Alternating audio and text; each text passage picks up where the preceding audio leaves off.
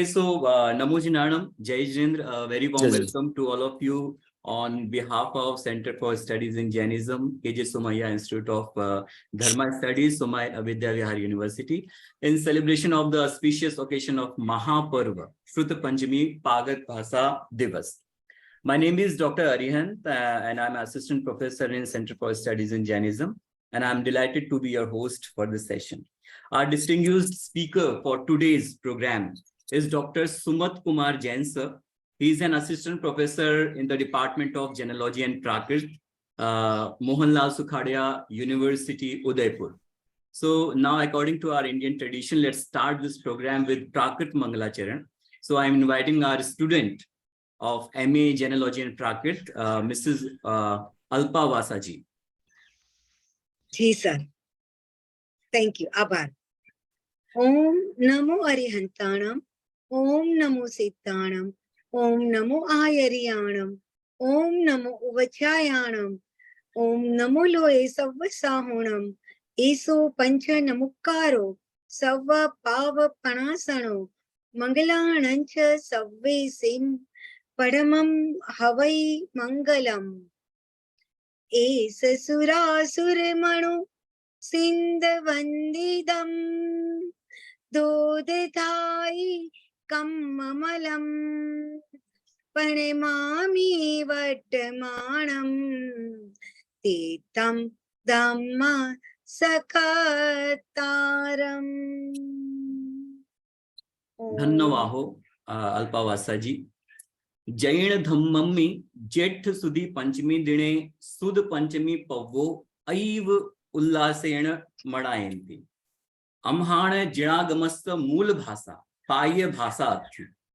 पुप्फ दंतायरेण सदपरूपणा सुत्ताणि रैदाणि पुणु भूदवली सुरीणा सदपरूपणा सुत्तेहि सह 6 सिलोग पमाण सुत्ताणम रमणा जीवठाणम खुड्डा बंधो बंध सामित विचयो वेयणाखंडो वग्गाण खंडो चेदि पंच खंडेसु कदा.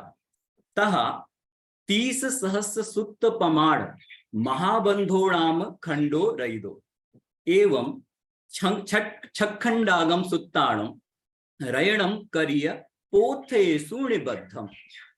जेठ सुधी पंचमी दिवो चौव्य संग समहिणीये महापूजा संस्थानम अणुडिठा तक्कालादो सुद पंचमी पव्वो प्रसिद्धो जागो.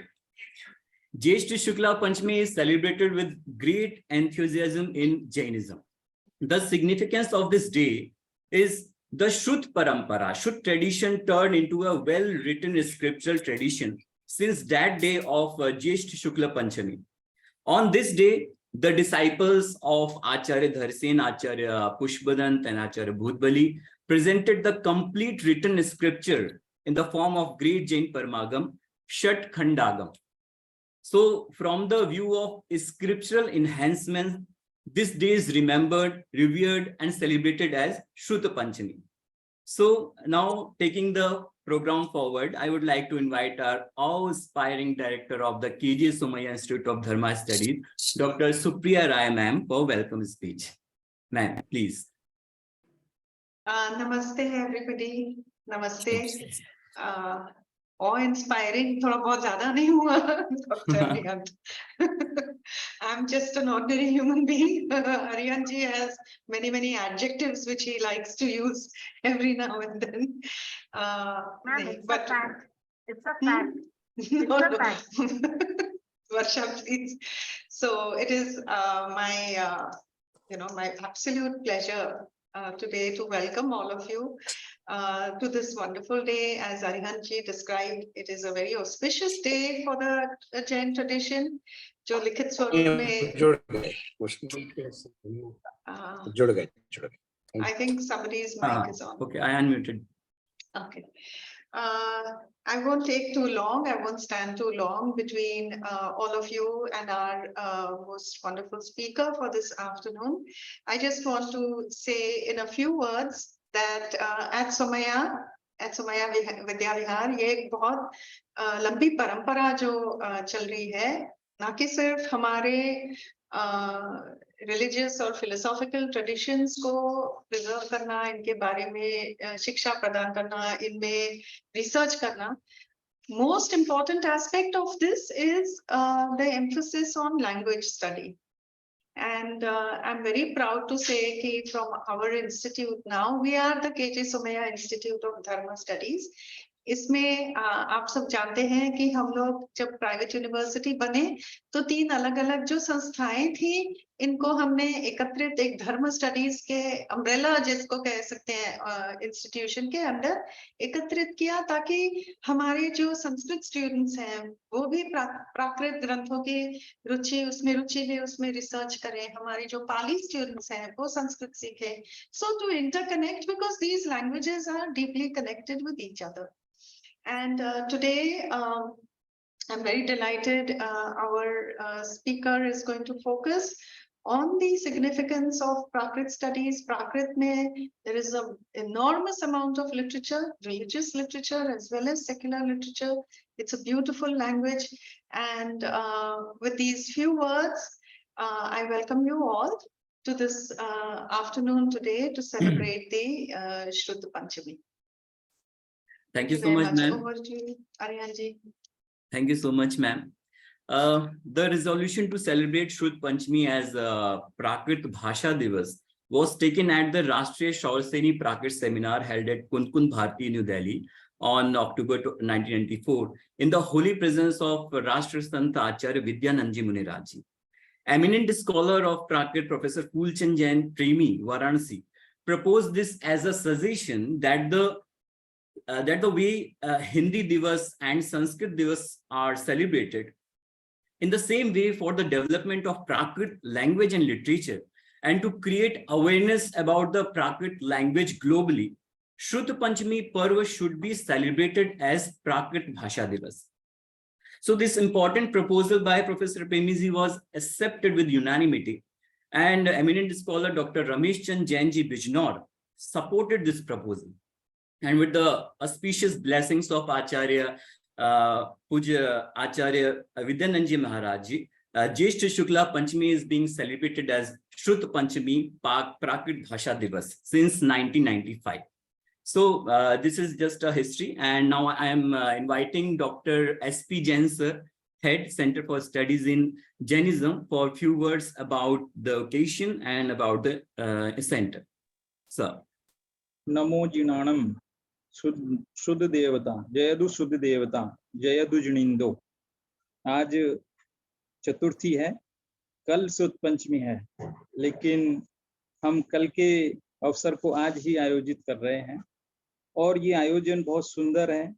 इससे हमें ये प्रेरणा मिलती है कि जिस प्रकार हिंदी दिवस, संस्कृत दिवस मनाए जाते हैं, उसी प्रकार हमें प्राकृत दिवस भी मनाना चाहिए. प्राकृत दिवस क्या है? प्राकृत एक भाषा है जिसे प्रारंभिक तौर पर कुछ लोग प्राकृतिक भाषा बोल देते हैं. पहले तो मुझे हंसी आती थी, लेकिन फिर मैं सोचता हूँ कि वो सही ही बोलते हैं.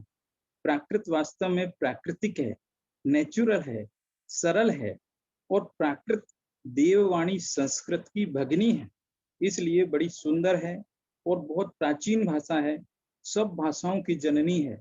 ऐसा गौड़ बहो नाम के ग्रंथ में वाक्पति राज ने गौड़ बहू ग्रंथ में गाथा नंबर 93 में कहा, सैलाओ यम वा विसंति एक तो यणेन्ति वाओ एन्ति समुद्रम चियणन्ति सायराओ चिय जलायिम. अर्थात जिस प्रकार सभी नदियां समुद्र में मिल जाती हैं, उसी प्रकार सभी भाषाएं प्राकृत भाषा से उत्पन्न होती हैं. ये प्राकृत भाषा बड़ी अनमोल है, क्योंकि इसमें हमारे ज्ञान विज्ञान की सभी सामग्री मौजूद है. हमारा धर्म, दर्शन, सारी चीजें इसमें हैं. अत्यंत उत्कृष्ट दर्शन और अध्यात्म का दर्शन करना हो तो हमें प्राकृत भाषा को जानना चाहिए. एक बात और कहूंगा, आयोजन में प्रयोजन को नहीं भूलना है. आयोजन में प्रयोजन को नहीं भूलना है, अर्थात हम प्राकृत इसलिए नहीं पढ़ते कि हमें प्राकृत सीखना है. प्राकृत सीखना ये तो ठीक है, लेकिन प्राकृत सीखने के बाद हमें क्या करना है कि हमारे मूल आचार्यों के जो ओरिजिनल ग्रंथ हैं उनको पढ़ना। यद्यपि उन ग्रंथों के आज हिंदी में अनुवाद उपलब्ध हैं, हिंदी में और भी अनेक भाषाओं में, लेकिन फिर भी यदि हमें अपने आचार्यों के मूल से सीधे जुड़ना है तो उसकी कुछ बात ही और है। इस प्रकार से भाषा तो एक पैकिंग है, भाव उसका असली माल है। हमें भाषा के माध्यम से उसके असली माल तक पहुंचना है। जिस प्रकार एक दर्शनार्थी प्रतिमा में परमात्मा को देख लेता है, जिन दर्शन से निज दर्शन तक पहुंचता है, उसी प्रकार प्राकृत भाषा के माध्यम से हमें जो है पूर्वाचार्यों के द्वारा प्रदर्शित जो ज्ञान विज्ञान है उसको जानना पहचानना मुख्य उद्देश्य है। जैसा कि अरिहंत जी ने बताया कि 1994 में कुंद भारती नई दिल्ली में एक आयोजित सेमिनार के अंतर्गत प्रोफेसर फूलचंद जी ने ये एक सुविचार रखा, एक परिकल्पना रखी, और इस परिकल्पना के साथ ही 1995 से हमें प्राकृत भाषा दिवस श्रुत पंचमी के दिन मनाते आ रहे हैं। यदि मैं गलत नहीं हूं तो मुझे लगता है कि इस बार हम 29 नंबर का जो है श्रुत पंचमी दिवस यानी कि प्राकृत भाषा दिवस मना रहे हैं।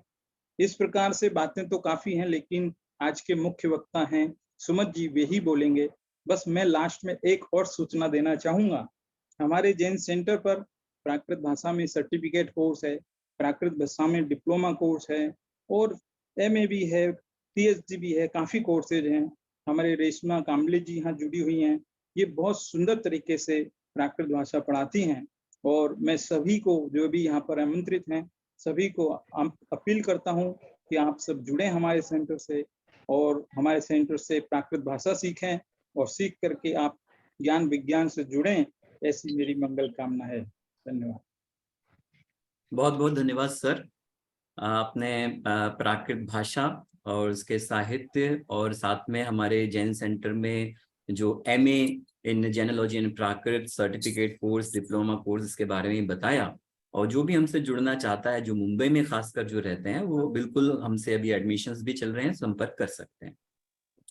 तो अब मैं आमंत्रित करता हूँ हमारे डिपार्टमेंट के रिसर्च असिस्टेंट रेशमा काम्बले जी को कि वो हमारे आमंत्रित विद्वान डॉक्टर सुमत कुमार जैन जी का एक संक्षिप्त परिचय दें। Thank you, Arinji. Namaste, everyone. I'm pleased to have the opportunity to introduce our honorable guest speaker, Dr. Sumat Kumar Jain sir. At a very young age, I could say that Sumat sir has done remarkable work in the field of Prakrit. Sir possesses 3 master's degree. The first one is in Prakrit and Jainagam, and the second in Jaina Darshan, and third one is in Sanskrit. In the same academic areas, he also possesses the NET exam with JRF. He completed his doctoral work on Jainagam and Prakrit. He has received a number of prestigious awards, but here I would like to mention his exceptional achievement that he was awarded by Maharshi Badrayan the President Award in 2017. Sir has done a lot of research work in the field of Prakrit. He has edited 6 books, namely Bhattabahucharyam, Varangacharyu, Prakrit Tirtha, Gaharayan Kosh, etc., which are published by various publications. His ongoing project includes editing the Shravakachar of the Apabhransha text and translating the Kannacharyam. So I'm so happy that sir, I got a chance to learn from sir also. So I welcome sir, and without further ado, I request respected Sumat sir to benefit us with his scholarly speech. Thank you. मैं सभी से आग्रह करना चाहूँगा, जो भी लोग जुड़े हैं वो अपना नाम जो है इसमें रीनेम कर लें, क्योंकि बहुत सारे लोग डायरेक्ट लिंक से जुड़ गए हैं, तो इस वजह से वो मेरा ना और या तो वीडियो ऑन कर लेंगे तो मैं ही यहाँ से आपके रीनेम कर सकता हूँ आपको पहचान कर, तो आपसे अनुरोध है।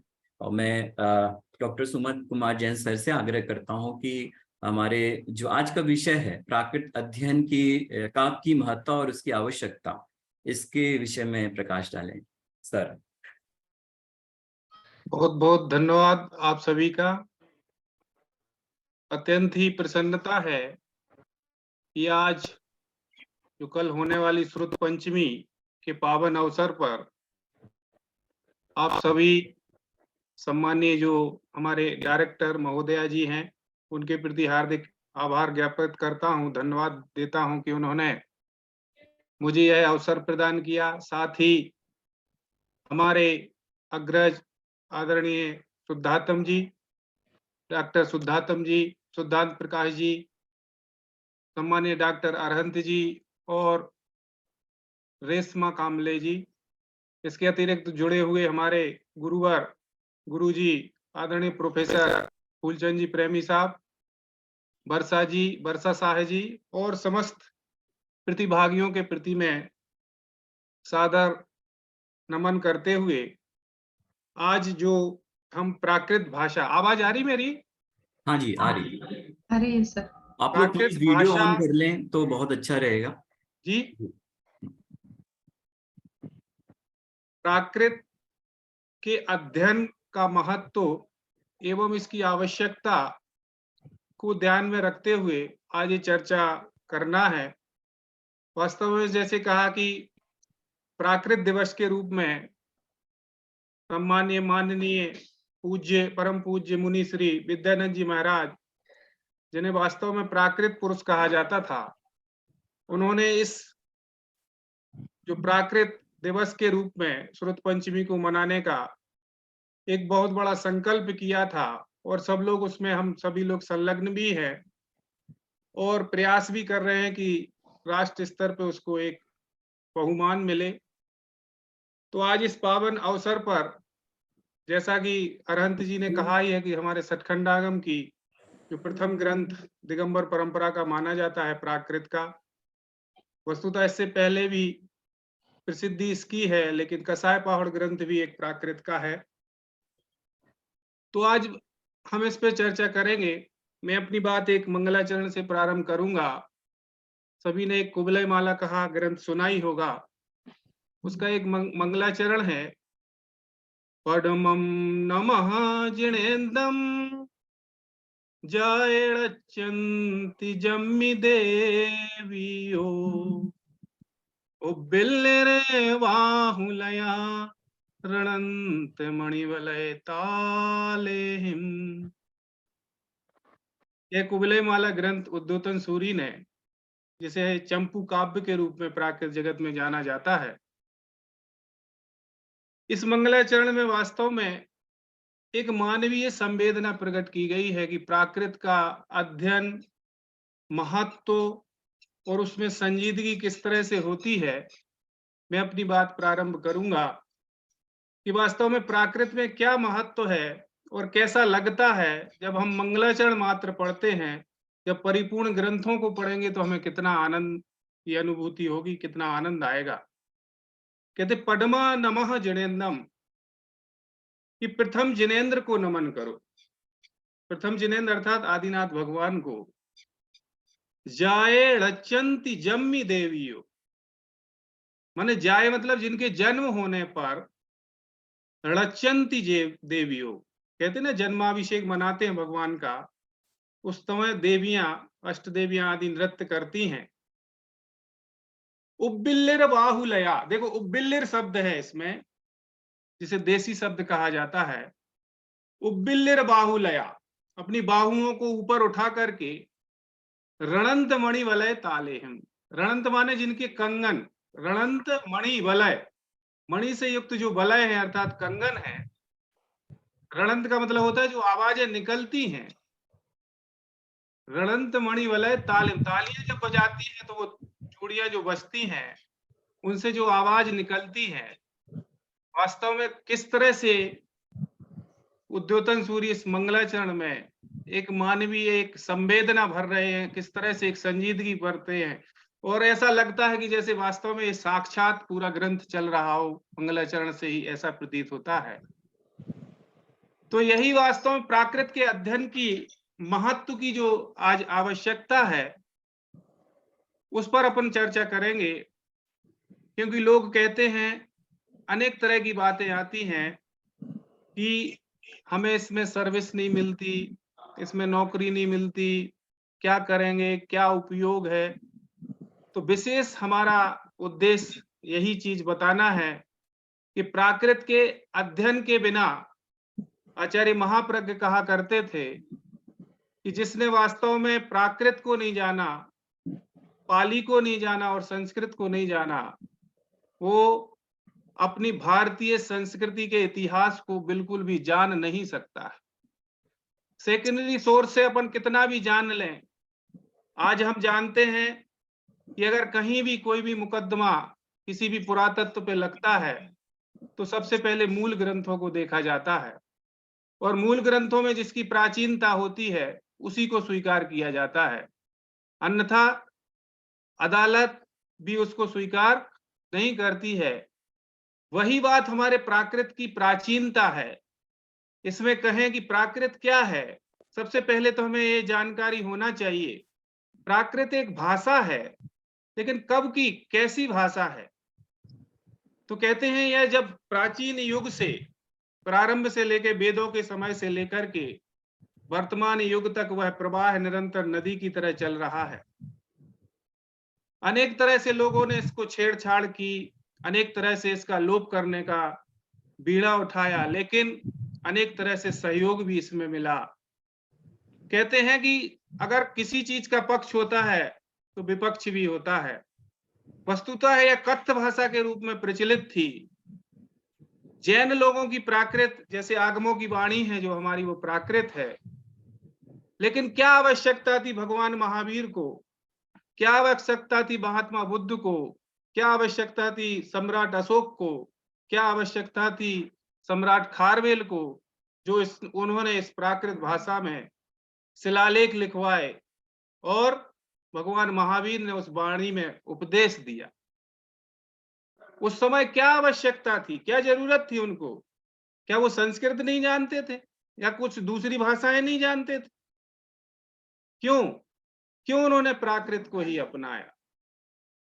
कहते ना, सब जीव हित करा, सभी जीवों के हित की बात जिसमें थी, क्योंकि भगवान महावीर ने जो उपदेश दिया वो सभी को सभी का कल्याण करने वाला था। महात्मा बुद्ध का जो उपदेश था वो सभी का, जीव मात्र का कल्याण करने वाला था, इसलिए उन्होंने इस भाषा को अपनाया। मैं जब अध्ययन कर रहा था तो कहते हैं कि क्या जरूरत थी भगवान महावीर को, लेकिन कहते हैं उस समय जो बहुलता रूप से जिस भाषा का प्रचलन लोक जन सामान्य में था वह भाषा प्राकृत थी, और उस प्राकृत में भगवान महावीर ने अपना उपदेश दिया और जीव मात्र का कल्याण किया। उसी को हमारे गणधरों ने उसको अर्थ रूप में ग्रहण किया और आचार्यों ने उसको गूथा। यह परंपरा निरंतर रूप से चलती रही। इसी तरह से सम्राट अशोक ने शिलालेख लिखाए। कहते हैं कि 2000 शिलालेख करीब प्राकृत में प्राप्त होते हैं, जो 3री शताब्दी ईसा पूर्व से सम्राट अशोक से लेकर के सम्राट खारवेल के, इसके अतिरिक्त नासिक आदि के जो शिलालेख है, पुलुमावी आदि का शिलालेख है, वो सभी प्राकृत में मिलते हैं। इससे पूर्व का कोई शिलालेख, इसके माने इस समय के शिलालेख अन्य भाषाओं के प्राप्त नहीं होते हैं। तो उस समय लोक जन भाषा जो प्रचलित थी वो प्राकृत थी, जिससे सामान्य जनता उससे आकर्षित हो सके, उसको जान सके। इसलिए सम्राट अशोक ने, भगवान महावीर ने, बुद्ध ने इस भाषा में उपदेश दिया, क्योंकि कत्थ भाषा के रूप में प्रचलित थी। अनेक भाषाविदों ने यह भी सिद्ध किया है कि वेदों के समय अनेक ऐसे वेदों में जो शब्द मिलते हैं, आप नेमीचंद शास्त्री जी को पढ़िए, उन्होंने कैसे कीकट, पच्चा आदि शब्दों को लिया है जो मूल वेदों में है, उसकी एक अलग पूरी एक तैयार किया हुआ भाषाविदों ने कहा है कि निश्चित ही वैदिक बोलियों के साथ, जब वेदों की रचना हो रही थी उस समय बोली के रूप में निश्चित ही प्राकृत अस्तित्व में उपलब्ध थी। इसका एक और मैं अपने अनुसार एक अनुमान करता हूं कि जैसे हम कभी भी हम कहीं गुजरात के हों, राजस्थान के हों, बुंदेलखंड के हों, जब हम कोई भी बात लिखते हैं, अभी भी पत्र में अगर लिखते हैं और लिखते समय हमारे क्षेत्र की बात, क्षेत्र की भाषा निश्चित रूप से कुछ ना कुछ आ ही जाती है। आती है कि नहीं आती? वो क्षेत्र की बात हमारी, हम कितनी भी परिष्कृत हिंदी लिखें, कुछ भी लिखें, लेकिन उसमें हमारे क्षेत्र की 2-3 शब्द ऐसे आ ही जाते हैं, 2-4 शब्द आ जाते हैं, कई शब्द आ जाते हैं। वही बात मुझे लगता है कि वेदों के समय जब रचना हो रही थी, अगर अब उसकी भी मान्यता है, कोई कृत्रिम मानता है, कोई अकृत्रिम मानता है वेदों को भी, कोई देवकृत मानता है, लेकिन मेरा मानना है कि अगर उस समय रचना हो रही थी तो निश्चित रूप से प्राकृत भाषा उस समय प्रचलित थी, और वह प्राकृत भाषा के शब्द इसलिए वेदों में अनेक भाषाविदों ने, वैयाकरणों ने, भाषाविद जो वैज्ञानिक हुए हैं, जैन नहीं, जैनेतर विद्वान सुरीति कुमार चटर्जी उपाध्याय आदि विद्वानों ने वहां वेदों के समय प्राकृत को कथ्य भाषा के रूप में स्वीकार किया है, और बाद में उसी छांदस से लौकिक संस्कृत और जो प्राकृत साहित्य की प्राकृत आई, उसका विकास हुआ। एक यह प्राचीनता है, और प्राचीनता की दृष्टि से जब हम चर्चा करते हैं कि इतिहास को जानने के लिए सम्राट खारवेल के शिलालेख को आज पढ़ाया जाता है। आप देख लीजिए, कहीं भी किसी भी कोचिंग सेंटर के अंतर्गत कई माने 2-4 क्वेश्चन IAS IPS में ऐसे आते हैं जो प्राकृत से संबंधित होते हैं, लेकिन बच्चे उनका जवाब नहीं दे पाते हैं क्योंकि प्राकृत के अध्ययन का उनको आभास नहीं है। लेकिन कई इंस्टीट्यूट ऐसे हैं, कोचिंग के सेंटर चलते हैं, जिनमें प्राकृत भाषा के संबंध में, सम्राट अशोक के संबंध में पढ़ाया जाता है। कई बार मैंने ऐसा देखा, IAS वगैरह के क्वेश्चन आए जिसमें पूछा गया कि सम्राट अशोक ने अपने शिलालेख में किस भाषा का प्रयोग किया था, तो मोस्टली लोग संस्कृत लगा देते हैं। लेकिन अगर अध्ययन हमारा वहां प्राकृत का होता तो हम प्राकृत लगाते। ये प्राचीनता को हमें जानना बहुत जरूरी है। इतिहास, मौर्य सम्राट नंद वंश का जानना, मौर्य डायनेस्टी को जानना, पूरे वंश को जानने के लिए हमें सम्राट अशोक, सम्राट खारवेल इत्यादि जो अन्य पूरा इतिहास है, उसको जानने के लिए हमें प्राकृत को जानना बहुत ही जरूरी है। और प्राकृत के बिना हम सेकेंडरी सोर्स से तो जान सकते हैं, लेकिन मूल ध्येय तक नहीं पहुंच सकते हैं, क्योंकि इतिहास को जिस तरह से हम जान लेते हैं, हम उसी रूप में स्वीकार कर लेते हैं, ऐसी हमारी प्रवृत्ति हो चुकी है। लेकिन अगर विशेष रूप से हमें इतिहास को एक सही रूप में जानना है तो प्राकृत को जानना बहुत ही जरूरी है। आज जो प्रचलित है संस्कृत भाषा से किस तरह से प्राकृत का संबंध रहा है, किस तरह से अंतः संबंध रहा है, ऐसे अनेक जो भाषा वैज्ञानिकों ने सिद्ध किया है कि प्राकृत और संस्कृत में काफी कुछ ऐसी सिमिलरिटी थी, क्योंकि दोनों का विकास छांदस से, साहित्यिक जो प्राकृत है और साहित्यिक जो लौकिक संस्कृत है, उन सभी का विकास छांदस से मानते हैं। और छांदस में जो मूल उस समय लोक प्रचलित भाषा थी वो वास्तव में प्राकृत थी। कुछ ऐसी चीजें हैं मैं स्क्रीन के माध्यम से बताना चाह रहा हूं।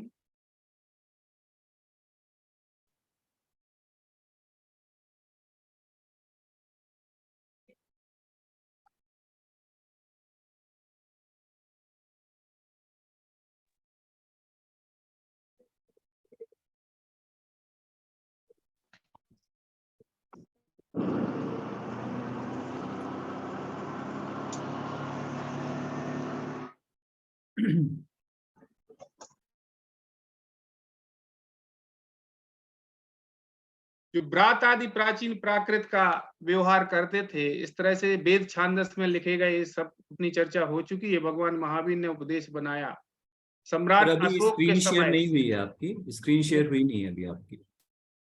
अच्छा, नहीं हुई क्या? हाँ, एक मिनट।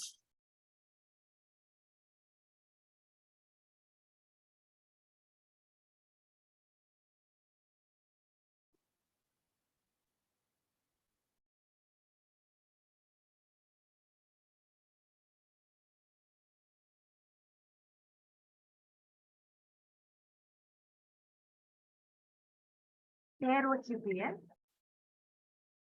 आई हाँ हाँ, सर, आ दिखाई रही दे है रहा है। जी जी आई सर आई।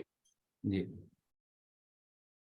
जब हम प्राकृत भाषा के स्वरूप की चर्चा करते हैं, इसमें भी दो तरह से बातें आती हैं कि कोई कहता है प्रकृति संस्कृतम तत्वभव आगतम व प्राकृतम, और दूसरी चर्चा जो है प्राकृत्या स्वभावेन सिद्धम प्राकृतम, अर्थात जो स्वभाव से है, स्वभाव से सिद्ध। जैसे अभी आदरणीय एसपी जैन साहब ने भी बात की थी कि प्राकृतिक, तो जो स्वाभाविक जन भाषा थी, स्वाभाविक जन जो आज भी हम बोलते हैं प्राकृत, जो प्राकृत आज आधुनिक भाषाओं के रूप में आ गई, तो वो एक चर्चा अलग है। लेकिन जो साधारण लोगों की भाषा थी, साधारण जन की भाषा थी, क्योंकि इस तरह का जो विधान है वो विद्वान नमी साधु जी ने, नमी साधु के अनुसार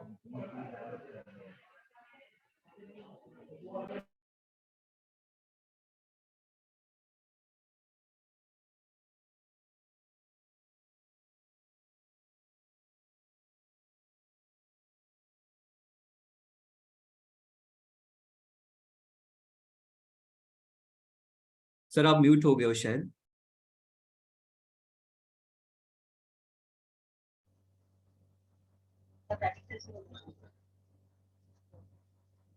सर आपकी आवाज नहीं आ रही है।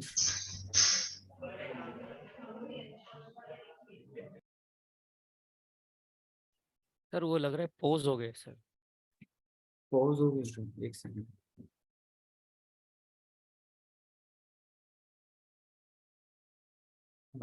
सर एग्जिट हो गए हैं शायद, वापस जुड़ेंगे।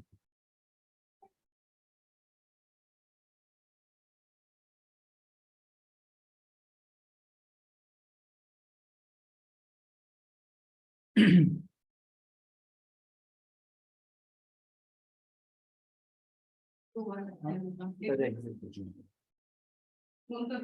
हाँ एक बार देखिए, हम लोग 2 मिनट वेट कर लेते हैं, सर जुड़ रहे होंगे, हम लोग से बात हो रही है उनसे।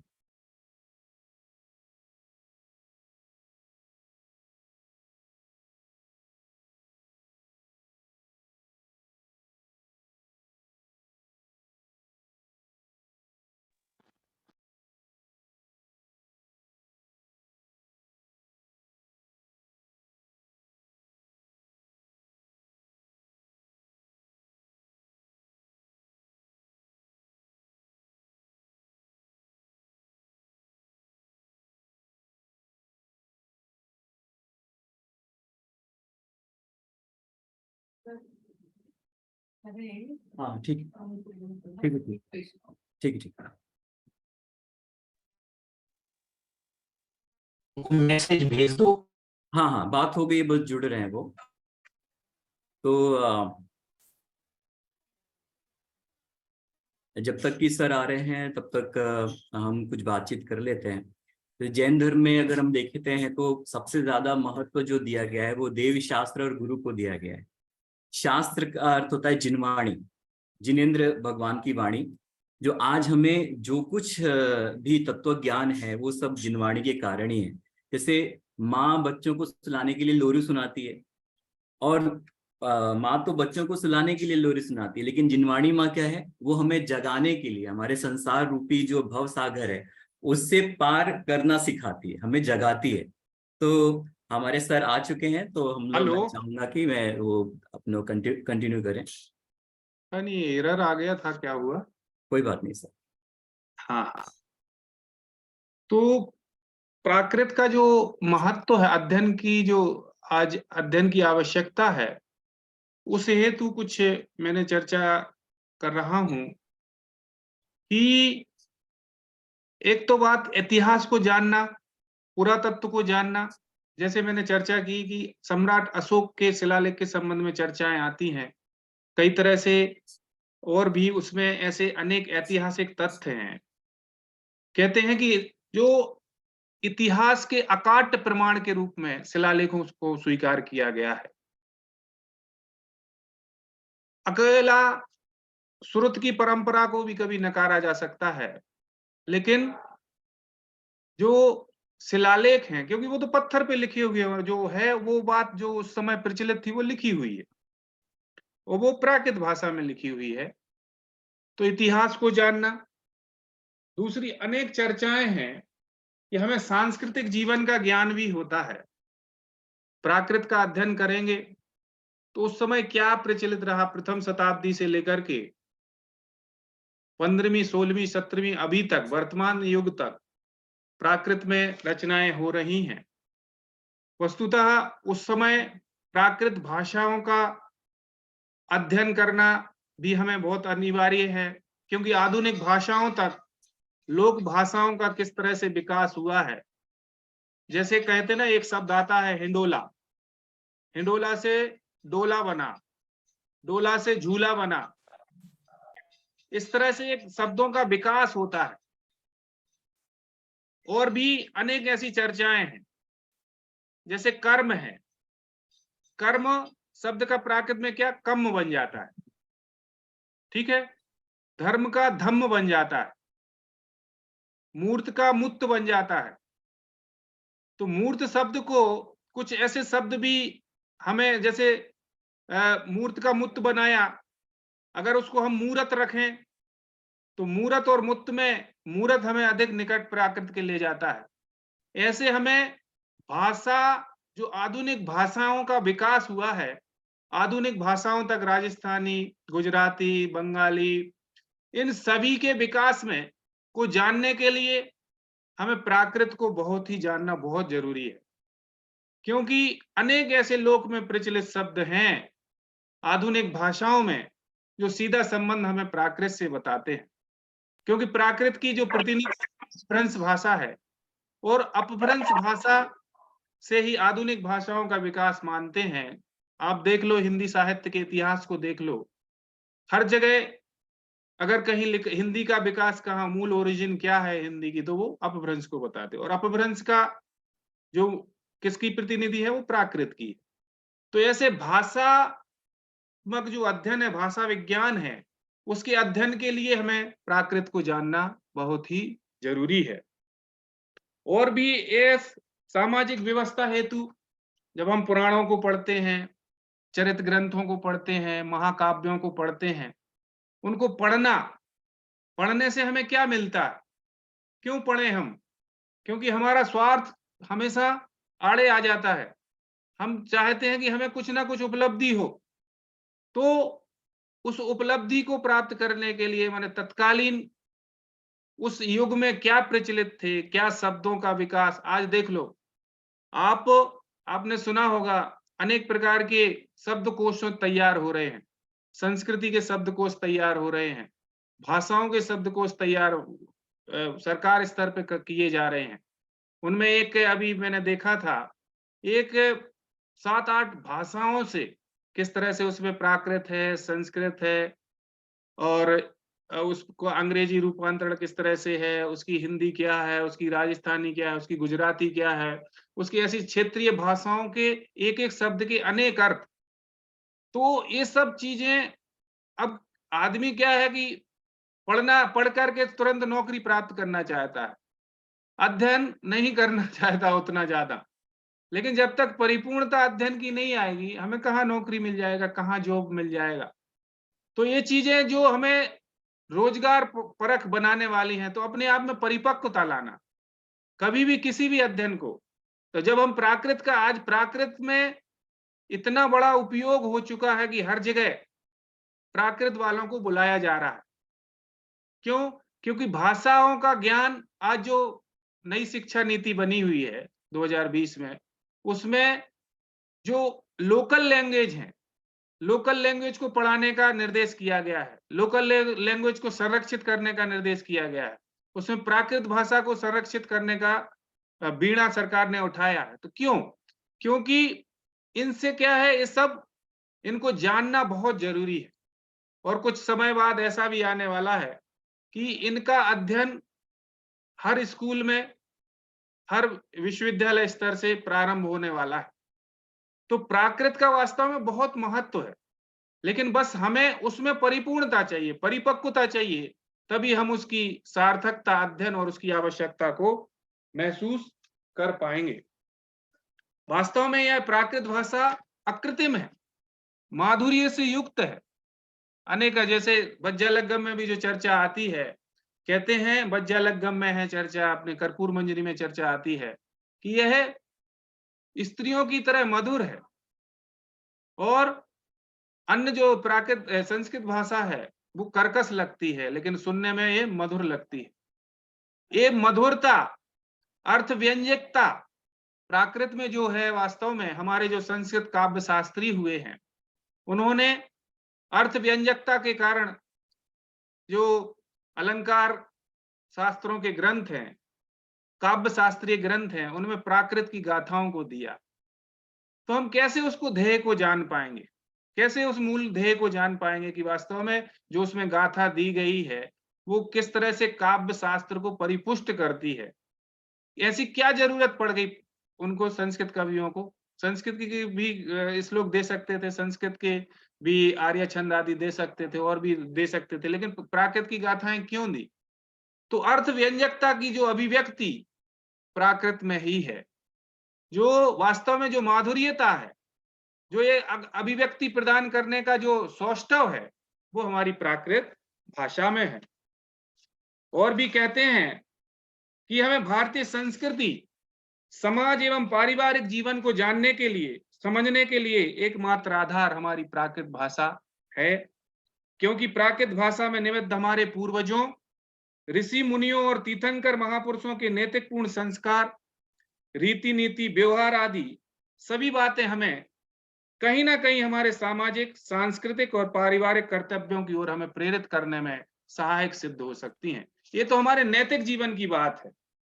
प्राकृत साहित्य में रचित साहित्य में ऋषि मुनियों और तीर्थंकर महापुरुषों का वर्णन हमें धर्म की ओर प्रेरित करता है। ये तो एक हमारी सामान्य सी बात हुई कि धर्म की ओर आकर्षित करता है। इनके जीवन चरित्र के माध्यम से हम यह लोक से मोक्ष तक की यात्रा को करने में समर्थ हो सकते हैं। ये हमारे स्वांत सुखाय की बात है, हमें अपने कल्याण की बात है। लेकिन कहते प्राकृत साहित्य की रोजगार परक विधाओं की शिक्षाओं में हम ज्योतिष आदि का ज्ञान, नैतिकपूर्ण जीवन तो है ही, प्राकृत के अध्ययन और भी कुछ प्राप्त किया जा सकता है। आजीविका, धनोपार्जन, इस हेतु सामुद्रिक कथाएं प्राकृत साहित्य में आती हैं, जो हमें अर्थ पुरुषार्थ की ओर अग्रसर करती हैं। कहते साहस की कथाएं जो आती हैं, आज क्या है कि व्यक्ति लगा हुआ है जीवन में, चले जा रहा है अंधी दौड़ में, ना तो उसे तनाव से मुक्ति मिल रही है, ना कुछ मिल रहा है। लेकिन कुछ कहते हैं हमेशा ही धनोपार्जन करने में लगा। ठीक है, धन का उपार्जन करना ही है, धर्म अर्थ काम की वर्तमान में हम सबको आवश्यकता होती, ग्रस्त जीवन में हमें आजीविका भी जरूरी है। कहते उनको भी तो हमें परिपूर्ण रूप से जानना चाहिए। हमारे जो पुराणों में, कथाओं में, चरित्र ग्रंथों में आता है कि जो नायक होता था वो कहाँ जाता था? सामुद्रिक यात्राएं करके विदेश में व्यापार करने के लिए जाता था। एक बहुत अच्छी चर्चा कुवलय माला में आती है, कहते हैं कि व्यापार करने वाला व्यापारी जाता है, लेकिन व्यापार करके वहां से क्या चुप होके आ जाता है? वहां से कुछ कमा के तो लाता ही होगा। लेकिन कहते हैं उसके लिए भी, अगर जैसे आज भी कोई मारवाड़, मारवाड़ी या कहीं दक्षिण में जाता, कर्नाटक में, आंध्रा में, कहीं भी जाता है, तो वहां की लोकल लैंग्वेज पहले सीखता है। लोकल लैंग्वेज अर्थात प्राकृत से संबंध, उस लोकल लैंग्वेज को पहले सीखता है, फिर अपने व्यापार को प्रारंभ करता है। और जब लोकल लैंग्वेज को सीख लेता है तो व्यापार उसका धड़ल्ले से चलता है और बहुत कमाई होती है। ऐसी बात नहीं है कि अकेला धर्म की ही शिक्षा हमें यहाँ मिल रही है। कुवलय माला ग्रंथ 8वीं शताब्दी में चर्चा हो चुकी थी। वास्तव में मारवाड़ी वहां जाते हैं, और मारवाड़ प्रांत का व्यक्ति जब दक्षिण में जाता है तो वहां की लैंग्वेज पहले सीखता है। तो लैंग्वेज जानने की कितनी पहले अनिवार्यता है। अब ये तो एक सामान्य व्यापारी की बात हुई, लेकिन अगर हम विशेष व्यापार करने कहीं भी जाते हैं, विशेष व्यापार के लिए और उसको और बढ़ाना चाहते हैं, तो उसमें ज्ञान की बहुत बड़ी अनिवार्यता है। प्राकृत में पुरुषार्थ की अनेक कथाएं हमें देखने को मिलती है, जहां नायक अपनी प्रतिभा और बौद्धिक कौशल, साहस और रण कौशल से कठिन परिस्थितियों से निजात पा लेता है। प्राकृत के माध्यम से ही हम यह जान सकते हैं कि वास्तव में हम किस तरह से इन चीजों को जाने समझें। आज हम कूपमंडूक ना बने, हमें एक पूरा ब्रॉड बनने की स्थिति हमारी है, पूरे विस्तार को हमें जानना बहुत जरूरी है। प्राकृत साहित्य में वर्णित ज्योतिष विषय को जानकर जीवन के रहस्य को उजागर किया जा सकता, जैसे कर लक्षण है, केवल चिंतामणि है, प्राकृत ज्योतिष है, ज्योतिष के अनेक ग्रंथ हैं, उनके माध्यम से भी हम ज्योतिष को जान सकते, क्योंकि आज हर अपने जीवन की रेखा को जानना चाहता है, हर व्यक्ति आज कुंडली दिखाना चाहता है। तो हम प्राकृत में कुछ ऐसा है, वस्तुतः संस्कृत वाले भी सीख सकते हैं, लेकिन प्राकृत में कुछ अनेक तरह की ऐसी अन्य वैशिष्ट है, मैंने देखा है कर लक्षण आदि, उनमें अन्य तरह की विशेषताएं हमें देखने को मिलती है, जो हमें लौकिक जीवन से उठाकर धर्म को प्रेरित करते हुए हमें ज्योतिष की ओर प्रेरित करती हैं। एक कुछ ऐसी बातें हैं जो प्राकृत साहित्य में हमें प्राप्त होती हैं, क्योंकि आज ज्योतिष के माध्यम से विषय को संग्रहित किया जा सकता है। इस संग्रहित साहित्य से व्यक्तियों को घड़ी, घंटा, मुहूर्त, राशिफल आदि को बताया जा सकता है। वास्तु प्रकरण, कर लक्षण, केवल ज्ञान प्रकरण आदि ये हमने चर्चा है ही। प्राकृत साहित्य में वर्णित मनोविज्ञान, सटलेशा आदि का जो वर्णन आता है, आहार विज्ञान, अन्न आदि विधि, उनके वनस्पति शास्त्र, आयुर्वेद, रोग से पीड़ित की इलाज करना, जब हम प्राकृत भाषा को नहीं जानेंगे, प्राकृत के महत्व क्या है, उसकी आवश्यकता क्या है, अगर जब हम नहीं जानेंगे तो इन चीजों में वर्णित जो आहार विज्ञान है, अपने स्वास्थ्य की चर्चा है, और इसके बाद हम दूसरों को भी बताएं। आजकल क्या काउंसलिंग चलती ना, हर चीज की काउंसलिंग चलने लगी है, मनोविज्ञान की तो चलती ही है, आजकल का आहार की परिमितता कैसे रखी जाती है, इसकी भी आजकल काउंसलिंग चल, ऐसे अनेक तरह के वर्णन हमें प्राकृत साहित्य में प्राप्त होते हैं। आयुर्वेद से संबंधित आदि ग्रंथ भी हमारे प्राकृत साहित्य में हैं। प्राकृत साहित्य में वर्णित पारिवारिक जीवन, पारिवारिक संबंध, पति पत्नी का कैसा संबंध हो, भाई भाई का संबंध कैसा हो, बहन का, एक के विशेष अध्ययन कर हम फैमिली काउंसलिंग जैसा अपना रोजगार भी खोल सकते हैं, मात्र सरकारी नौकरी प्राप्त करना आदि, ऐसे अनेक इनमें पॉइंट भरे हुए हैं जो हमें प्राकृत के महत्व को बताते हैं। और हमें आज आवश्यकता, आज क्योंकि आज हम देख रहे हैं ना कि सभी स्वरोजगार की ओर ज्यादा प्रेरित हो रहे कि नहीं हो रहे। इसी तरह अलंकारों का वर्णन, भूगोल, खगोल आदि का वर्णन भी प्राकृत साहित्य में हमें आधुनिक परिवेश में अपने आप को स्थापित करने के लिए प्रेरित करता है। भयमुक्त समाज की स्थापना हेतु नैतिक विषयों पर बल प्रदान किया प्राकृत साहित्य में। प्राकृत में निबद्ध भारतीय इतिहास संबंधी ग्रंथों का पाठ्यक्रम में भी हमें समावेश करना चाहिए। प्राकृत साहित्य में वर्णित व्यापारिक कौशल विषय ग्रंथों का पाठ्यक्रम में हमें समावेश करना चाहिए। ऐसी अनेक चर्चाएं हैं जो हमें प्राकृत साहित्य में प्राप्त होती हैं। तो ये सब जो प्राकृत की वास्तव में अध्ययन की आवश्यकता है, वो हमें मूलतः हमें इतिहास को जानना, अपने जीवन के परिपूर्ण विकास को जानना, आर्थिक दृष्टि से जानना, किस तरह से हमारे नायक साहसी बनते थे।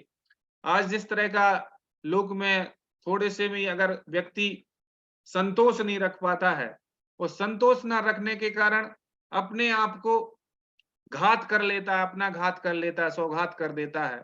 लेकिन हमें प्राकृत के कुछ ऐसे शब्द हैं, ऐसी जो गाथाएं हैं, वो हमें प्रेरित करती है, ऐसे जो चरित्र हैं कि वास्तव में कितना भी आप एक चरित्र ग्रंथ को पढ़ लीजिए, किस तरह से नायक जंगलों में घूमता है, जंगलों में अपने पुरुषार्थ से कमाई करता है। देखो अगरदत्त कथा आपने पढ़ी होगी, अगरदत्त कथा में किस तरह से अगड़ को स्वयं का पिता निकाल देता है, लेकिन वो अपने जाकर के अपने परिश्रम से, अपने पुरुषार्थ से अपने जीवन को अपने व्यवस्थित करता है, जीवन को स्थापित करता है। और अनेक तरह के जंगलों में और किस तरह के सिंह, सर्प आदि उसे कठिन परिस्थिति बनती हैं, लेकिन वह अपने आप को स्थापित किए रहता है। आज हम थोड़े से भी विचलित होते हैं, कोई हमें थोड़ा सा भी कुछ कह देता है तो हम किस तरह से आग बबूला हो जाते हैं और यहाँ तक कि अपने आप को मरण तक कर लेते हैं। लेकिन इतना हमारे पास संतोष आदि जो है, वास्तव में वह सब कुछ हमें प्राकृत अध्ययन के माध्यम से हमें प्राप्त हो सकता है। क्योंकि हमें जो भारतीय संस्कृति का मूल ध्येय है, वह भी हम प्राकृत के माध्यम से जान सकते हैं। सभ्यता, उस समय की प्रचलित धारणाएं, भाषात्मक शब्द, जैसे मृच्छकटिक में एक नाणक शब्द का प्रयोग आता है जो 6वीं शताब्दी में प्रचलित था। नाणक का मतलब होता है पैसा। तो वो शब्द आज प्रचलित में आ गया, लेकिन कब से ये प्रचलन में आया? ऐसे अनेक शब्दों का भाषा वैज्ञानिक अध्ययन, जो सरकार स्तर पे भी इसके कई कार्य हो रहे हैं, क्योंकि आज कई ऐसी भाषाएं हैं जिनको संरक्षण सरकार दे रही है, बाकायदा पूरी नियुक्तियां कर रही हैं। तो अपने आप के स्वरूप को जानना, नैतिक आचरण को जानना, नैतिकता के मापदंडों को सीखना, अपने जीवन को परिमार्जित करना, परिष्कृत करना, इसके साथ ही हमें रोजगार भी इनसे प्राप्त हो सकता है। क्योंकि ऐसी अनेक ग्रंथ, क्योंकि प्राकृत साहित्य में क्या नहीं है? राजनीति विज्ञान, राजनीति है। प्राकृत साहित्य में सामाजिक जीवन है। प्राकृत साहित्य में आर्थिक चर्चाएं हैं। प्राकृत साहित्य में शब्दों का अर्थ से संबंधित शब्द हैं। सिक्के आदि की चर्चा है। किस किस किस तरह के अलंकारों की वैरायटी। आज फैशन डिजाइनिंग चल रही है। फैशन डिजाइनिंग में आदमी शब्द नहीं जानता, उनको उन अलंकारों को नहीं जानता। गले के कितने वैरायटी हैं, आप देख लीजिए। कुबलय माला ग्रंथ में आप परिशिष्ट देखिए, कितने उसमें आभरणों के बारे में बताया गया है, कितने कंगनों के बारे में बताया। तो भाई हमें ये, जब हम मूल ग्रंथ, मूल प्राकृत को नहीं जान पाएंगे, तो हम कैसे अपने इस संस्कृति के वैभव को जान पाएंगे, इस प्राकृत के वैभव को जान पाएंगे। जैसे कहा मैंने मंगलाचरण में चर्चा की कि अपने माने किस तरह से प्राकृत को संजीदगी से पढ़ना है। एक एक शब्द किस तरह से बोल रहा है। रणंत की बात की कि किस तरह से कंगन बज रहे हैं। कवि का तो देखो, ये प्राकृत के वैभव को हमें जानना होगा, इसके महत्व को जानना होगा। महत्व की गाथाएं तो हम खूब, शुद्धात्म जी ने जैसे चर्चा की कि सभी भाषाएं उसमें आती हैं और उसी से फिर विकसित होती हैं, फिर उसी में मिल जाती हैं। इस तरह की अनेक गाथाएं प्राकृत के महत्व के संबंध में की हैं, वो अलग चर्चा है एक। लेकिन प्राकृत के अध्ययन का वास्तव में क्या महत्व है और क्या उपयोगिता है, इस पे कुछ मैंने अपने प्रयत्न से कुछ बोलने का मैंने प्रयत्न किया है और सभी ने, आप सबने ध्यान से सुना। मैं इस श्रुत पंचमी पर्व की इस श्रृंखला में मैं सोमैया इंस्टीट्यूट का हार्दिक आभार ज्ञापित करता हूं। साथ ही उसमें कार्यरत आदरणीय प्रोफेसर एसपी जैन साहब, डॉक्टर अरहंत जी, रेशमा जी, उन वर्षा जी और डायरेक्टर मैम, इन सभी के प्रति हार्दिक कृतज्ञता ज्ञापित करते हुए अपनी बात यहीं समाप्त करता हूं। सभी को सादर वंदन। जय जिनेंद्र। बहुत बहुत धन्यवाद सर। आपने प्राकृत अध्ययन के जी की जो महत्ता है और जो उसकी आवश्यकता है, उसके विभिन्न आयामों को आपने बहुत ही संक्षिप्त रूप से, बहुत कम समय में आपने सारी चीजें सामने रखी। आपने बहुत सारे साहित्य का भी नाम लिया। एक और वो है, एक हाँ जी, वो जो कथा की थी ना प्राकृत की, जी जी, श्रवण बेल, उसको थोड़ा सा चला देता हूँ 2 मिनट। हाँ हाँ, बिल्कुल बिल्कुल बिल्कुल, आपकी हो रहा है क्या?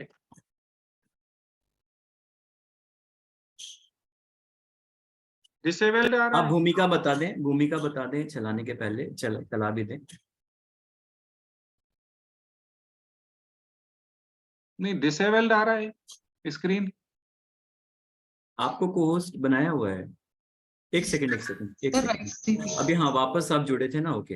हाँ अभी आप कर सकते हो, अभी कर सकते ये 2 मिनट में भी एक, हाँ हाँ, जी जी जी, बिल्कुल।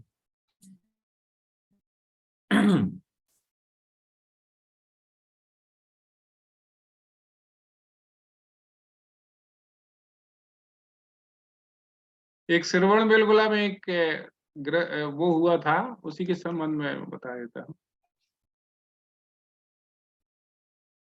एक कथा है विदुषी कथा। किस तरह से एक विदुषी कथा सभी पूरे पूरे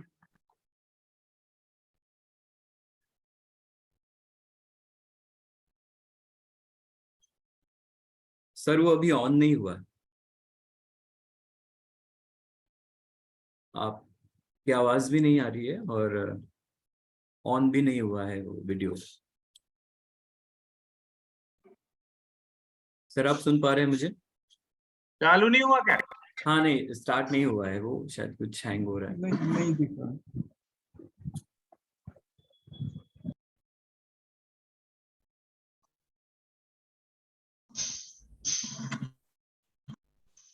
हो रहा है क्या?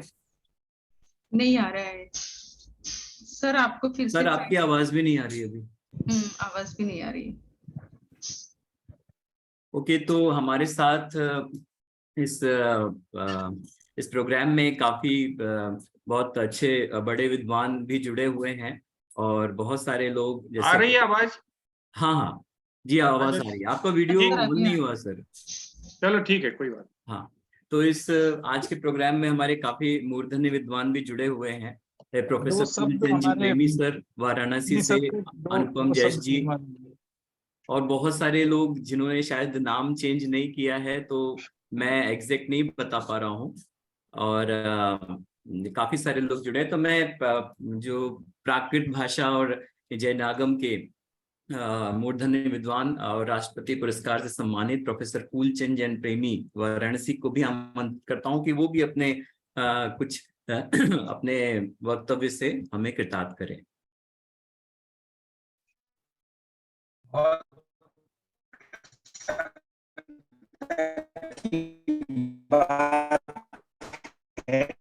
आपकी आवाज कट रही है, आपकी आवाज कट रही है सर। मुझे बहुत खुशी है। अच्छा, आपकी आवाज कट रही है सर। अब आ रही मेरी? हाँ अभी आ रही है जी जी। अच्छा, मुझे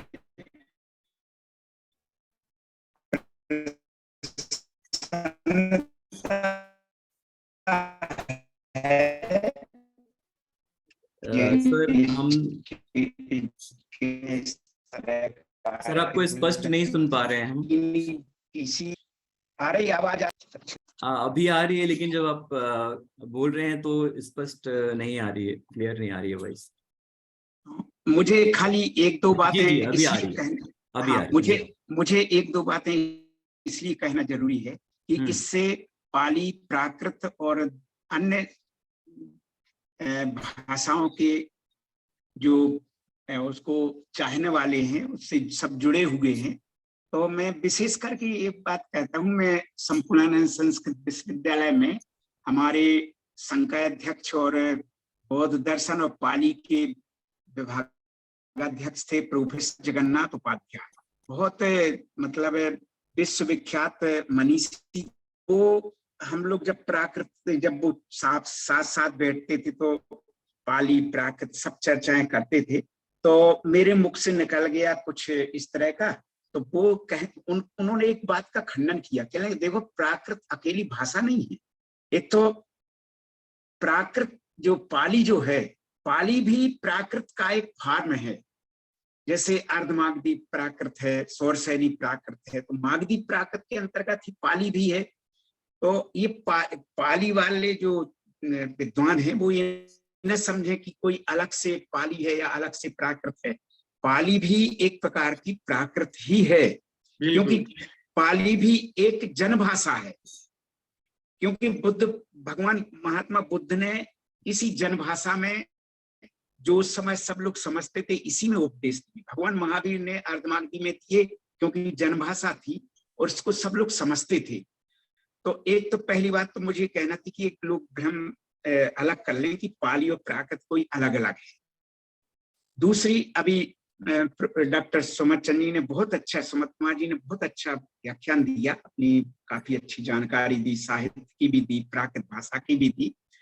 और चूंकि वो बहुत अच्छे विद्वान हैं प्राकृत भाषा के, इसलिए उन्होंने इस तरह का अच्छा दिया। यद्यपि और समय होता तो और वो बहुत विपुल ज्ञान होता। देखिए, दूसरी बात मुझे ये कहना थी कि भाषाओं को कभी संप्रदाय से नहीं बांधना चाहिए।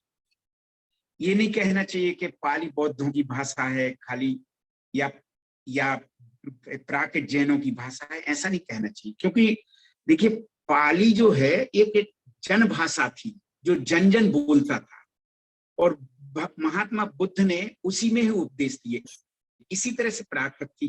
प्राकृत में तो कितने विद्वान हैं, चाहे गौड़ बहू देख लो, चाहे और भी जो जितने अनेक जो महाकाव्य लिखे हैं, वो प्राय जनितर विद्वानों ने लिखे हैं। बड़े बड़े महात्मा, कुबलामाला कहा की बात आई, ये भले जैन कवि ने लिखी हो, पर और भी जो चीजें हैं, कर्पूर मंजरी है, ये किसने लिखी? ये बहुत बड़े महाकवि थे राजशेखर, उन्होंने, जो संस्कृत के बहुत बड़े कवि थे, उन्होंने एक कर्पूर मंजरी लिखी। पूरी प्राकृत में एक वो नाटक जो जिसे हम सट्टा कहते हैं, उसमें लिखा।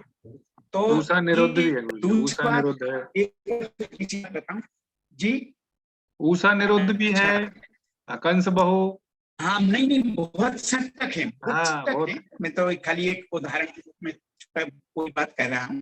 तो ऐसे बहुत से जैनेतर विद्वानों ने, चाहे आप अभी जैसे सुमत कुमार जी ने बात कही कि जब संस्कृत के काव्यकारों को, लाक्षणिक ग्रंथ लिखने वालों को, जब ऐसे उदाहरण नहीं मिले कि हम उस बात को अभिव्यक्ति, जो भाव अभिव्यक्ति है, जैसे अभिधा, लक्षणम, इन सब के लिए कोई उदाहरण संस्कृत में मिल सके, तब उन्होंने प्राकृत के लक्षण दिए। कितने अलंकारों के लक्षण हो, चाहे हो, तो उन्होंने प्राकृत के लक्षण इसलिए दिए कि प्राकृत में वो बात है जो दिल को छूने वाली बात रहती है, जो बिल्कुल डायरेक्ट बात कह देते हैं मन।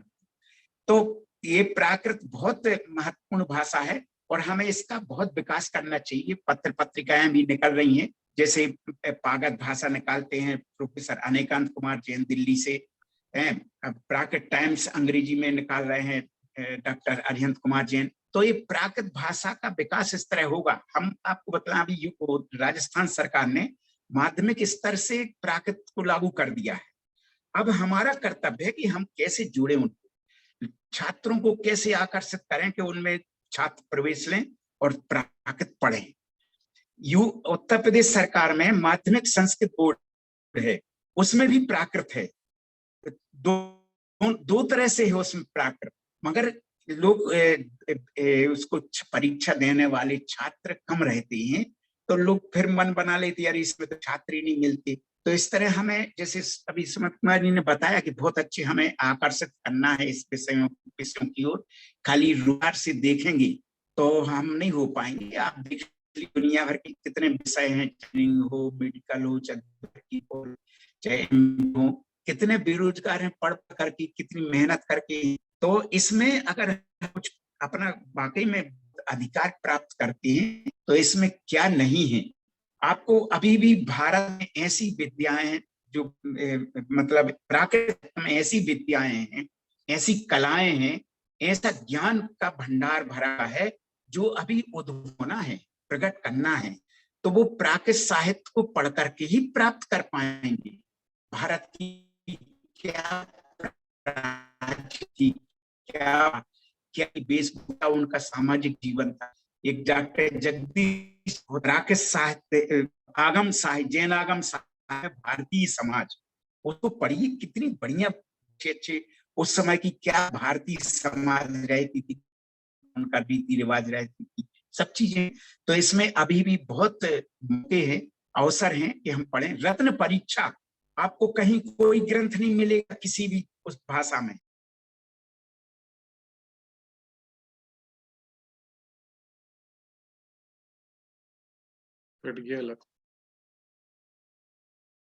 आवाज नहीं आ रही मेरी आज।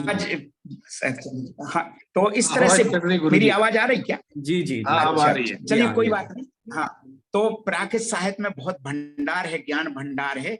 इसलिए अब हम सब का कर्तव्य है कि उसको सबके सब जगह प्रसारित करें, सबको बताएं, ताकि हम इस प्राकृत के अभूतपूर्व भंडार को, जो ज्ञान का भरा हुआ है, उसको और उससे देश लाभान्वित होगा, समाज लाभान्वित होगी, व्यापारी लाभान्वित होंगे। आज जो राजनीतिक लोग हैं वो लाभान्वित होते कि अरे ये राजनीति की बातें तो हम पहले कहीं नहीं मिली जो प्राकृत साहित्य में है। तो इस तरह से उससे बहुत लाभ है। क्योंकि सुमत बोल चुके हैं तो मेरे बोलने का विशेष प्रयोजन नहीं, मगर यहाँ भी गुरुजी, यहाँ भी एक सर्टिफिकेट का सोच बना रहे हैं, एक प्लान, जिसमें माने हिस्ट्री वाला भी पढ़ सके, पुरातत्व को, अपना हिंदी वाला भी अपभ्रंश को पढ़ सके, संस्कृत वाला भी नाटकों को पढ़ सके, ऐसे चारों का कंबाइन करके एक प्राकृत का सर्टिफिकेट कोर्स बना रहे हूँ। बहुत अच्छा है, इस तरह से जगह जगह प्रचलित करना चाहिए लोग। हाँ, मतलब जो रिसर्च स्कॉलर है उसको वो कर सकें एक सर्टिफिकेट, जिससे वो प्राकृत के बारे में जान सके कि उसमें पुरातत्व भी है, उसमें हिंदी का विकास भी है, उसमें अपभ्रंश है, उसमें नाटकों में भी प्राकृत किस तरह से है। तो इस तरह से देखिए, बहुत बहुत धन्यवाद सर, बहुत बहुत धन्यवाद। आपने अपनी बात पूरी हो गई मेरी, मुझे जो कहना था। ठीक है, धन्यवाद। बहुत बहुत धन्यवाद सर, आपने हमें प्राकृत भाषा और साहित्य के विषय में बहुत सारी जानकारी दी, जिससे हम कुछ अनभिज्ञ भी थे। और हमारे साथ बहुत सारे एमिनेंट स्कॉलर्स भी जुड़े हैं। ISJS Indian institute of Jain studies से अशोक कुमार सिंह जी भी, जो एक प्राकृत के बहुत अच्छे स्कॉलर हैं और वो प्राकृत समर स्कूल में पढ़ाते भी हैं, वो भी हमसे जुड़े हैं। डॉक्टर सुधीर कुमार जी जैन और अनुपम जैन जी, जो जैन जनरल कोलकाता से जो पब्लिश होता है उसके एडिटर हैं। और इसी के साथ लता शाह जी, और साथ में बहुत सारे हमारी फैकल्टी के भी काफी सारे लोग जुड़े हुए हैं। नीलम जैन जी जुड़ी हुई हैं। तो और साथ में हमारे कुछ समणी वृंद जो कि जैन विश्व भारती से लाडनू से हैं, आदरणीय समणी जी, शशि प्रज्ञा जी, आदरणीय समणी संगीत प्रज्ञा जी भी हमसे जुड़े हुए हैं। कुछ शायद टेक्निकलिटी के कारण वो जुड़े हुए थे, अभी नहीं है, लेकिन उन्होंने पूरा सुना है।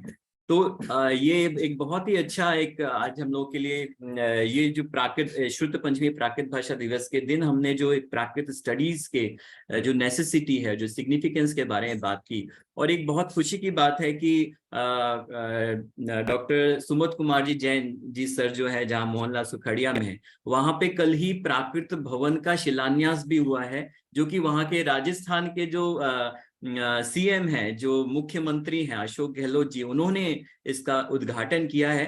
तो 2 मिनट उसके बारे में भी अगर आप बता सकें सर। अच्छा जी। हमारे यहाँ पे एक यूनिवर्सिटी में जो हमारे BC हैं, उन्होंने 30,000 स्क्वायर फुट अपने प्राकृत जैन विद्या एवं प्राकृत के डेवलपमेंट के लिए एक 30,000 स्क्वायर फुट की जमीन दी है, जिसमें 5,000 स्क्वायर फुट का हम लोग 3 मंजिल का निर्माण कर रहे हैं। उसमें एक सेमिनार हॉल होगा, सेमिनार हॉल के साथ एक विशाल लाइब्रेरी होगी, और विशाल लाइब्रेरी में पांडुलिपियों का जो मिलेंगे, माने जहां मिलेंगी उनको तो करेंगे ही, उसके साथ ही ऑल इंडिया में जितनी उपलब्ध जैन पांडुलिपियों और प्राकृत अपभ्रंश संस्कृत की जो हैं, उनको पूरा डिजिटल करवा के वहां पे एक व्यवस्थित एकत्रित किया जाएगा, और पूरा इंटरनेशनल लेवल पे जहां भी जैसी जरूरत होगी उन पांडुलिपियों की, उनको यहाँ से भेजने की व्यवस्था की जाएगी, या तो ऑनलाइन किया जाएगा। अभी हमारे यूनिवर्सिटी में सभी जितनी भी डिग्रियां हैं 2008 के बाद की सभी डिग्रियों को ऑनलाइन कर दिया है। इसी तरह से कुछ करने का है कि जितनी भी मैन्युस्क्रिप्ट है वो रेयर से रेयर मैन्युस्क्रिप्ट को उपलब्ध करवाना, वो सबकी व्यवस्था श्री दिगंबर जैन ग्लोबल महासभा वाले कर रहे हैं। और साथ ही हमारे यहाँ गवर्नमेंट की तरफ से विधायक मत से भी करीब 40 लाख का यहाँ पे उन्होंने स्वीकृति दी है और सैंक्शन भी हो गया है। तो 40 लाख का एक वर्धमान मंडप भी उसमें बना रहे हैं, और ये पूरी योजना करीब 3 करोड़ के करीब बनेगा पूरा भवन, और उसमें बेल स्थापित करेंगे, उसमें छात्रों को रुकने की भी व्यवस्था करेंगे, अध्ययन के लिए जो भी आएगा उनको निःशुल्क व्यवस्था रहेगी। और जो भी इसमें अध्ययन करे वहां रहे आराम से, तो इसके लिए अध्ययन के लिए बहुत अच्छी व्यवस्था हो जाएगी। इसके अतिरिक्त इसमें और भी अनेक योजनाएं हैं, जैसे अपन जो अपना गेय है, प्राकृत को जो गायन परंपरा है, गायन की परंपरा के माध्यम से जैसे रेडियो स्टेशन चलता है, इसका भी एक कक्ष बनाने का है उसमें, कि कोई भी अपनी प्राकृतिक गाथाओं को गाना, उनका अनुवाद, ट्रांसलेशन इंग्लिश हिंदी में करना, तो ऐसे अनेक योजनाएं उसमें बना रहे हैं। आप सभी की शुभकामनाएं, तो जल्दी दो ढाई बिल्कुल साल सर, में हम रिजल्ट आप हो लोग जाएगा। हमारा इंस्टीट्यूट भी आपसे जुड़ेगा रिसर्च के तौर पर, कि हम लोग साथ मिलकर भी इस जरूर। क्षेत्र में हम लोग आगे अच्छे काम कर सके। आपने बहुत अच्छा हम लोगों को मार्गदर्शन किया। आपने कहा कि ये इन शिलालेखों, प्राकृत के शिलालेखों, प्राकृत अध्ययन के माध्यम से हम सांस्कृतिक जीवन का हमें ज्ञान होता है, हमें भारतीय संस्कृति का मूल ध्येय जो है उसका ज्ञान होता है, और नैतिकता के मापदंड को हम जान सकते हैं। और आपने यही बताया कि ऐसा कोई भी विषय अछूता नहीं रहा है जिसका विचार विमर्श प्राकृत साहित्य में ना हुआ हो, चाहे वो अर्थशास्त्र हो, राजनीति शास्त्र हो, भूगोल, अलंकार, आहार विज्ञान की बात आपने की, मनोविज्ञान की बात, ज्योतिष विज्ञान की बात की, तो ऐसा कोई भी विषय नहीं है जो कि प्राकृत साहित्य में नहीं है। इसलिए प्राकृत का अध्ययन अपने आप में एक महत्वपूर्ण बहुत महत्वपूर्ण है। और जैसा कि हम कहते हैं कि जौहरी की दुकान जो होती है वहां पे भीड़ कम होती है, तो प्राकृत भाषा, संस्कृत भाषा, पाली भाषा, ये ऐसे रत्न हैं जिसमें जौहरी ही आते हैं, जो उसके चीजों को समझ पाते हैं, जो उसकी महत्ता को जान पाते हैं, तो वो ही इसको अपनाते हैं। और एक मैं अपील कर, आज शुद्ध पंचमी है और प्राकृत भाषा दिवस है, तो एक अपील ये करना चाहूंगा मैं आप सभी से इस माध्यम से, कि आज हम जैसे छुट्टियों के दिनों में अपना जो उपयोग करते हैं, हम जर्मन सीखते हैं, हम फ्रेंच भाषा सीखते हैं, चाइनीज जो विदेशी भाषाएं जितने भी हैं हम सीखते हैं, उसको कोर्स करते हैं, और वो भाषाएं कितनी कठिन क्यों ना हो, हम बहुत मनोयोग से उसे सीखने में तत्पर रहते हैं, और उसको क्या कहते हैं, डायलेक्ट, उसका संभाषण आदि में हम उसको पारंगत भी हो जाते हैं। फिर प्राकृत भाषा के प्रति ऐसी उदासीनता क्यों है? जब आप विभिन्न विदेशी भाषा जो कठिन है बहुत, वो सीख सकते हैं, तो प्राकृत भी सहज ही सीख सकते हैं। ये भी एक विचार करने वाली बात है। तो आज भारत के साथ साथ विदेशों में भी बहुत ऐसे संस्थान हैं, बहुत ऐसे यूनिवर्सिटीज हैं जो विद्यालय जो विद्यार्थियों को, जो स्टूडेंट्स के लिए प्राकृत के जो प्रिलिमिनरी या फिर एडवांस जो उसके कोर्सेज होते हैं, उसका ऑफलाइन, ऑनलाइन और वर्कशॉप के द्वारा, सर्टिफिकेट कोर्स के द्वारा उसको ऑर्गेनाइज करते हैं, जिसमें प्राकृत के जो स्कॉलर्स हैं या ट्रेडिशनल स्कॉलर्स हैं उसकी पढ़ाई कराते हैं, अध्ययन कराते हैं। तो इन वर्कशॉप्स के माध्यम से भी हम सीख सकते हैं। हमारे विश्वविद्यालय ऐसे, हमारा सुमैया है, ऐसे और भी बहुत सारे यूनिवर्सिटीज हैं जहाँ पे प्राकृत के कोर्स चलते हैं। तो मैं मुंबई के लोगों से मैं अपील करना चाहूंगा कि आप, ये एक सुमैया यूनिवर्सिटी है जहाँ पे जो MA होता है वो है जेनोलॉजी एंड प्राकृत। तो जेनोलॉजी और प्राकृत ये दोनों एक बहुत ही रेयर कॉम्बिनेशन है, वो आप यहाँ सीख सकते हैं मुंबई होने के नाते, और एक बहुत अच्छी अपॉर्चुनिटी है आप लोगों के लिए। और भाषा को सीखकर, इसके माध्यम से हम जो आगम है उसका स्वयं जुड़कर, उसमें उसका स्वाध्याय करके उसके एसेंस को हम जान सकते हैं। तो ये एक मेरी अपील है आप सभी से कि आप लोग जरूर जुड़ें, और जहां पर भी आप कहीं पर भी हो, वहां पर अगर प्राकृत के कोर्स चलते हो तो आप जरूर जुड़ें, और इस भाषा के संवर्धन में, संरक्षण में अपना योगदान दें। यही हमारा श्रुत पंचमी प्राकृत दिवस पर संकल्प होना चाहिए। तो बहुत बहुत धन्यवाद सर। सुमत जैन सर, एक अनाउंसमेंट करने की थी। जी जी। जैसे हमारे यहाँ अलग अलग सर्टिफिकेट डिप्लोमा प्रोग्राम है। हम इस वर्ष से एक नया जो है और एक डिप्लोमा स्टार्ट कर रहे हैं, diploma in Indian wisdom tradition. उसमें हम 3 अलग अलग टेक्स्ट, कंप्लीट टेक्स्ट लेने वाले हैं। तो उसमें जैसे थेरीगाथा भी है, योग उपनिषद भी है, तो हम और एक उसमें ऐड कर रहे हैं सिद्ध एवं शब्दानुशासन। तो उसके जो सूत्र है, जो 8वां चैप्टर है, उसके कंप्लीट सूत्र हम ट्राई करेंगे कि पूरा टेक्स्ट हम कराए। तो इस तरह से ये भी एक ऑनलाइन प्रोग्राम हमारा शुरू हो रहा है, जो कि प्राकृत के ग्रामर बेस पे है। तो उसको भी आप हमारे वेबसाइट पे चेक कर सकते हैं। जी, तो मैं बहुत बहुत धन्यवाद करता हूँ आदरणीय डॉक्टर सुमत कुमार जैन सर का, जो कि आज हमारे विशिष्ट वक्ता थे, और उन्होंने बहुत ही सहज स्वीकृति हमें प्रदान की इस कार्यक्रम के लिए, और इस दिवस को एक सफल हमारा बनाया। और साथ ही हमसे जुड़े जो वरिष्ठ विद्वान हैं, professor Phoolchand Jain sir, professor Ashok Kumar Singh sir, और बहुत सारे जो हमारे समणी वृंद हैं, शशि प्रज्ञा जी, संगीत प्रज्ञा जी, और भी बहुत सारे जुड़े हमारे स्कॉलर्स, उनका भी मैं बहुत बहुत धन्यवाद ज्ञापन करता हूँ। साथ ही जितने भी स्टूडेंट्स हैं, हमारी फैकल्टी हैं, जो और अन्य अन्य जगहों से जुड़े जो स्कॉलर्स हैं, उनका भी मैं बहुत बहुत तहे दिल से धन्यवाद अदा करता हूँ। और आप कुछ प्रश्न पूछना चाहते हैं तो भी पूछ सकते हैं, तो आप अपना हैंड रेज करें। अशोक जी सर भी जुड़े हैं क्या सर? प्रणाम करो जी। कोई प्रश्न हो? हाँ, मुकेश जी, एक मिनट, मुकेश जी बोलिए प्लीज। हेलो जी, मेरी आवाज आ रही है सर? बिल्कुल आ रही है, बिल्कुल आ रही है जी। सर्वप्रथम तो आप सभी को जो भी जुड़े हुए हैं, हमारे गुरुजन और जो भी लिसनर्स हैं, सबको शुभ पंचमी और प्राकृत भाषा दिवस की बहुत बहुत शुभकामनाएं। थोड़ा लाउड बोले प्लीज। हाँ हेलो। हाँ हेलो जी, आ रही है, अभी आ रही है प्रॉपर, बोलिए प्लीज।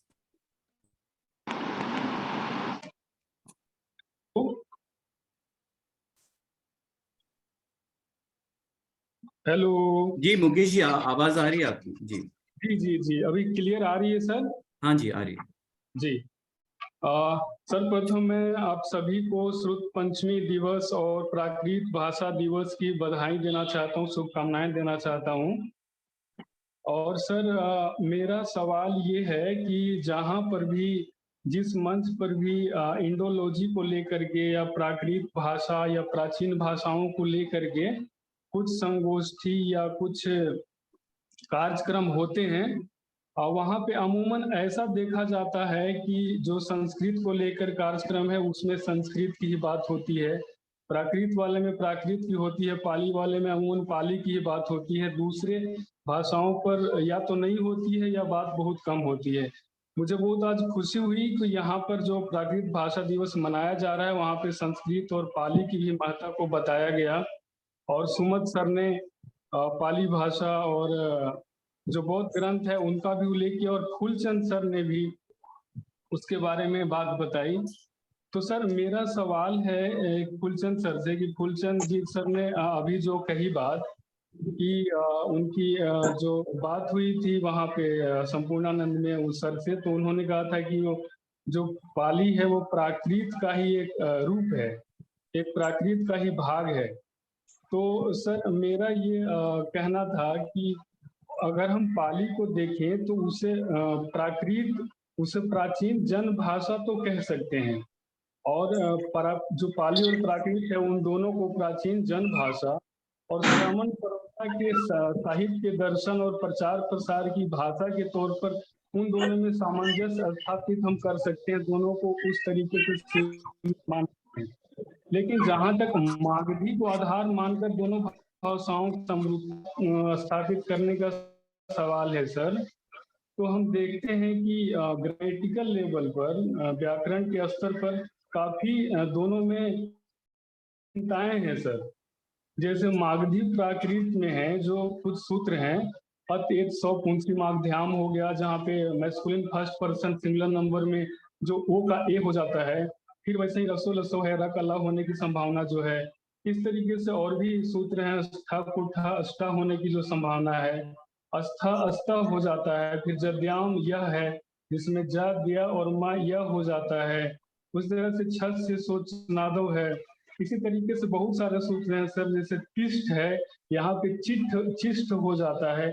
ये सारी जो विशेषताएं हैं वो पाली वाला जो मागधी है उसमें नहीं मिलता है सर। तो मागधी को आधार मानते हुए हम पाली को प्राकृत का एक रूप कैसे मान सकते हैं, मेरा ये सवाल है। बहुत अच्छा आपने प्रश्न किया है, और मुझे खुशी है कि कम से कम इस बात को आपने उठाया। क्या है कि हर भाषा है, आप प्राकृत के अंदर ही देख लीजिए ना, सौर सैनी और अर्धमागधी में भी अंतर है कुछ विशेषताओं को लेकर, और भी भाषाओं में, चाहे प्राकृत की और भी जो भेद हैं उनमें भी, महाराष्ट्री में चाहे इनमें अंतर तो है ही, तभी तो उनकी अलग पहचान है और अलग अलग भाषाएं हैं। अगर सब एक से नियम से बच जाएंगी तो एक ही भाषा हो जाएगी ना। तो इसलिए वो कुछ लक्षण अलग होने से उन भाषाओं की पहचान अलग है। पाली में और मागधी में अंतर है, इसको हर कोई स्वीकार करता है, मानते हैं।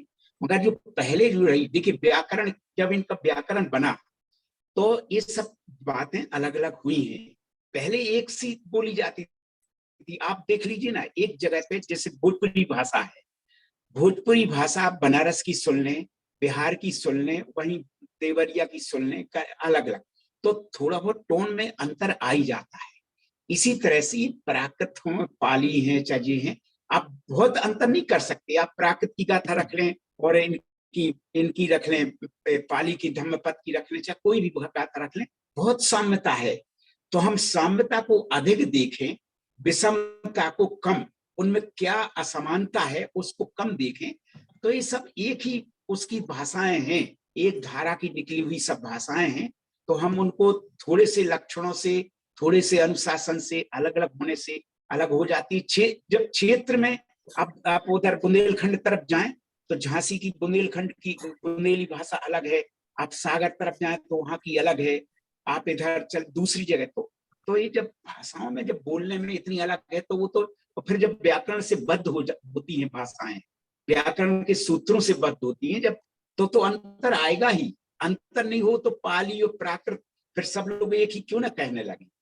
इसलिए ये कह दिया कि उसका एक भेद है। अनेक मूल भाषा समानताएं मागधी कहते भी है ना, लिखा भी है। पाली के लिए कहते भी है ना, समूल भाषा मागधी। हाँ, बस है ही है, बस और यही। इसमें भी गुरुजी जैसे डिफरेंस तो कई तरह से प्राकृतों में आता ही है, क्षेत्रीय अपेक्षा से। एक दूसरी प्राकृत में अंतर है तो उसमें वो तो स्वाभाविक है। सभी भाषाओं में अंतर भी है, मगर समानता भी देखते हुए सामान्य रूप में कह देते हैं, बस ये। जैन सौर सैनी है, नाटकों की सौर सैनी भी अंतर है, सौर सैनी में अंतर है, नाटकों की सौर सैनी और बाद की अर्धमागधी में बहुत अंतर आ गया। हाँ, जैन महाराष्ट्र, जिसको पिसेल ने जैन महाराष्ट्री बोल दिया, जैन सौर सैनी बोल दिया। हाँ, एक बात जरूर हम सबसे, चूंकि इसमें बहुत प्रबुद्ध लोग जुड़े हुए हैं, एक बात जरूर कहेंगे कि एक भ्रम तोड़ना चाहिए हमें सब जगह। सब लोग इन्हें एक बात कह दी कि संस्कृत भाषा सब भाषाओं की जननी है। संस्कृत भाषा का मैं बहुत आदर करता हूँ और मेरी समझ में संस्कृत भाषा ने जो शब्द दिए हैं संपूर्ण भाषाओं को, चाहे विदेशी भाषाएं हो, चाहे वो हो, चाहे संस्कृत हो, चाहे पाली हो, चाहे प्राकृत हो, संस्कृत भाषाओं ने समृद्ध है और सबको शब्द दिए, मगर जननी नहीं है। ध्यान रखिएगा, जननी है सबकी प्राकृत। प्राकृत के बाद अपभ्रंश आई। अपभ्रंश, अभी मैं एक भारतीय भाषाओं का इतिहास पढ़ रहा था, एक पुस्तक हिंदी ग्रंथ निदेशालय में निकली है, तो उसमें गुजराती लिख दी, उसमें लिख दिया कि मूल इसकी संस्कृत है। ये सब क्या है कि जो उन्होंने प्राकृत को उसमें पढ़ा ही नहीं, न जाना, न उसको समझा, इस दृष्टि से वो चीजें लिखी गई। मगर ऐसा नहीं है, उस भ्रम को तोड़ना चाहिए हर एक को और अपनी इसकी बताना चाहिए। जैसे महाराष्ट्र की प्राकृत है, मराठी भाषा है, ये कहाँ से आई है? महाराष्ट्री प्राकृत से। महाराष्ट्री प्राकृत से अपभ्रंश आई, महाराष्ट्री अपभ्रंश, उससे मराठी आ गई। तो ये चीजें हमें बताना चाहिए, नहीं तो ये सब भ्रम फैला हुआ है और लोग केवल एक ही लोग गाते हैं। तो इसीलिए भी बहुत हम सबके कर्तव्य हो जाते हैं इन बातों को कहें, बतलाएं और यथार्थ जाने। अब भाषा विज्ञानी लोग, आज के भाषा विज्ञानी लोग ये सब बातें मानने लगी। मैं खुद भाषा विज्ञान की कई पुस्तकें पढ़ता हूं, तो उन्होंने सब चीजों को, मूल प्राकृत भाषा का महत्व स्वीकार कर रहे हैं सब। तो ये भ्रम सबको तोड़ना चाहिए और सब बातें बतलाना चाहिए। बस इतनी बात कह करके मेरी समझ में जो आपने जो आप चर्चा कर रहे हैं ना, ये प्राकृत सर्वस्व में मार्कंडेय ने भी 18 प्रकार की प्राकृतें मानी है। हाँ, बिल्कुल प्राकृत सर्वस्व में मार्कंडेय ने मानी, जो 15वीं शताब्दी में प्राकृत का व्याकरण लिख रहा है, वहां पे भी 18 प्राकृत व्याकरण मैंने प्राकृत भाषाओं का उल्लेख किया है। तो वही जो डेवलप हुई है। तो जिन्होंने प्रश्न किया है, मेरी समझ में उनको समाधान हुआ होगा जी नहीं जी हुआ वो तो फिर कभी व्यक्तिगत रूप से भी समझ सकते हैं। बिल्कुल, बहुत बहुत ठीक है, धन्यवाद। धन्यवाद प्रश्न और भी करने कोई प्रश्न करना चाहता है, कोई अपनी जिज्ञासा अपनी रखना चाहता है तो बिल्कुल रख सकते हैं। हाँ, आप हैंड रेज कर सकते हैं, हम आपको अनम्यूट करेंगे। इस बीच मैं एक और ऑनलाइन चैट बॉक्स में आया है क्वेश्चन सुमत सर के लिए कि it's very true, you told without learning Prakrit we can't understand our ancient history. तो क्वेश्चन ये है कि would like to ask why we don't find Sanskrit stone writing in Vedic period, and can you talk about any king who used Sanskrit in his kingdom. मतलब ये कहना चाह रहे हैं कि ये पूछना चाहते हैं कि हमें वैदिक काल में संस्कृत जो शिलालेख जो होते हैं वो क्यों नहीं मिलता वैदिक काल के, और क्या आप किसी ऐसे राजा का नाम बता सकते हैं जो अपने राज्य में संस्कृत का प्रयोग करता था। ये एक क्वेश्चन आया है और मेरे नाम से आया है, तो मैं एग्जैक्ट नाम नहीं बता पा रहा हूँ उनका, किसने नहीं, क्वेश्चन। मिलता ही नहीं है ना, संस्कृत का है ही नहीं प्रथम शताब्दी से पहले का, जी है ही नहीं कोई शिलालेख, सब प्राकृत के हैं। वही सम्राट अशोक के समय से ही लेखन का जो युग है, भले हम परंपरा से वेद को मानते ही हैं, ऋग्वेद को पहला ग्रंथ है रिटर्न रूप में, लेकिन पारंपरिक दृष्टि से मानते हैं। लिखित रूप में प्रमाण के रूप में तो हमें अशोक का शिलालेख ही है जो प्राकृत में है, इसके अतिरिक्त तो कोई है नहीं। जी एक और हमारे प्रश्न पूछ जाते हैं। आप प्लीज प्रश्न करें, अपना अपना नाम भी बता दें क्योंकि आपने नाम चेंज नहीं किया अपना वीडियो में। जी जी हाँ, सभी विद्वज्जनों को सादर प्रणाम। मैं सब श्रद्धा रवि लुनावत, मैं पुणे से बात कर रही हूँ। सर से मेरा सवाल यह था कि पिछले सवाल के आंसर में, मतलब क्वेश्चन के आंसर में आपने बताया था जैन महाराष्ट्री और महाराष्ट्रीय प्राकृत। तो सर मुझे जैन महाराष्ट्रीय प्राकृत और महाराष्ट्रीय प्राकृत इन दोनों के बारे में थोड़ा सा गाइडेंस दे सकते हैं, क्योंकि बहुत कम डिफरेंस है दोनों में। हाँ कम ही है, तो उसमें ये ज्यादा नहीं है। मानने जैसा है। बिल्कुल बिल्कुल, जो सामान्य प्राकृत में जैसे का है ना, का लोप हो जाता है, आ स्वर बचता है, लेकिन जैन महाराष्ट्री में का उपस्थिति गा के रूप में मानते हैं, का गा हो जाए। जैसे आकाश शब्द है तो सामान्य प्राकृत में आयास शब्द बन जाएगा, लेकिन वही आप अगर सोरसेनी या महाराष्ट्री में पढ़ेंगे, जैन महाराष्ट्री में, तो उसमें आपको आगास शब्द मिलेगा। इसी तरह से सावक शब्द है, सावक मिलता है, सावय का। तो ऐसे कुछ हैं, दो चार विशेषताएं हैं जिसके कारण उस, और भी जैसे अर्धमागधी में भी है। अर्धमागधी में अनेक तरह के, जैसे सोचा शब्द है। अब सोचा शब्द है त्वा प्रत्यय के लिए, सामान्य रूप से करियूण, सामान्य प्राकृत में करियूण होता है, लेकिन वहां इच्छा प्रत्यय दुत्त हो जाता है। तो ऐसे अनेक और भी हैं, दो तीन विशेषताएं, ज्यादा डिफरेंस नहीं, आप सही कह रहे हो, लेकिन उसको भी उतनी विशेषताएं देख के पिसेल ने उसको जैन महाराष्ट्री बोल दिया। क्योंकि सर ये विशेषताएं बहुत ही गिनी चुनी है, तो इतनी सी विशेषता के बेस पर हाँ, हम इसलिए उसको एक ये अलग मान्यता सभी स्वीकार भाषा- नहीं करते हैं। महाराष्ट्री तो महाराष्ट्री है, सोरसेनी तो सोरसेनी है। हाँ, बस ये है कि जैन ग्रंथों में जो श्वेतांबर परंपरा में उसको जैन महाराष्ट्री कह दिया, दिगंबर परंपरा के जो बाद के ग्रंथ है उनको जैन सोरसेनी कह दिया। तो ये चर्चा एक उन्होंने अपनी मान्यता प्रकट की है, स्वीकार मोस्टली नहीं किया गया है, अब उन्होंने अपना मान्यता दी है। वही अंतर है जो जैन सोरसेनी और सोरसेनी में। हाँ, थोड़ा सा अंतर है, वही काका गा जैसे मैंने बताया। जी हाँ जी हाँ जी हाँ sir. Okay sir, thank you so much. हाँ, और भी कोई प्रश्न करना चाहता है, कोई जिज्ञासा हो?